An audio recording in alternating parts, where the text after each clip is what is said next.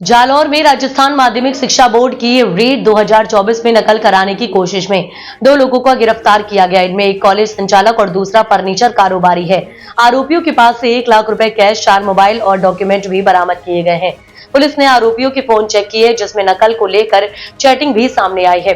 Police का दावा है कि आरोपियों की गिरफ्तारी परीक्षा शुरू होने से पहले ही हो गई। पुलिस के अनुसार जालौर के छाप थाना क्षेत्र के देवड़ा निवासी गणेशाराम पुत्र ठाकराराम जाट और संचौर के रानीवाड़ा रोड निवासी भीखाराम पुत्र भियाराम बिश्नोई को गिरफ्तार किया है।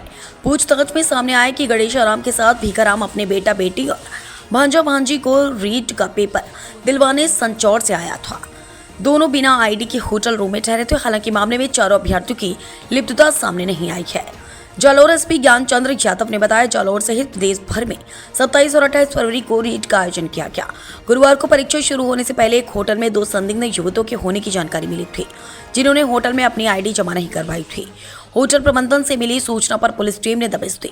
होटल के कमरे से दोनों युवकों को सुबह 7 बजे ही पकड़ लिया। पूछताछ में सामने आया कि गणेशाराम और भीखाराम होटल में बिना आईडी के ठहरे हुए थे। उनके साथ 4 अभ्यर्थी भी थे। चारों अभ्यर्थियों में 2 भीखाराम के बेटे और बेटी है, जबकि अन्य 2 अभ्यर्थी रिश्ते में उसके भांजा भांजी लगते हैं। चारों गुरुवार को दूसरी पारी में रीट देने आए थे। एग्जाम सेंटर से संपर्क करके उनको नकल करवाने का प्रयास किया जा रहा था।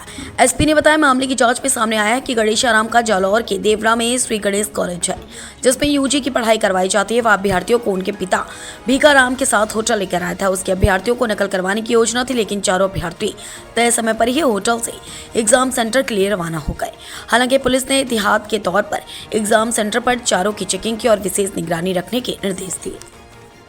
एग्जाम चल रहा है, तो कल सुबह एसएचओ अरविंद कोतवाली और सीओ साहब गौतम जी और हमारी इस टीम को इतला मिली कि कोई व्यक्ति संदिग्ध गतिविधि अर्ली इन द मॉर्निंग, तो एक होटल है उसके ऊपर दबिश दी गई। दबिश के दौरान कुछ वहाँ पर संदिग्ध लोगों की बारे में जानकारी मिली और होटल वाले ने बताया कि एक आदमी ने आईडी नहीं दी। उसका हमें नंबर पता किया हमने और उस आदमी का करीब सुबह 7 बजे ही हमने ये ट्रैक कर लिया कि वो आदमी कौन था, क्या था।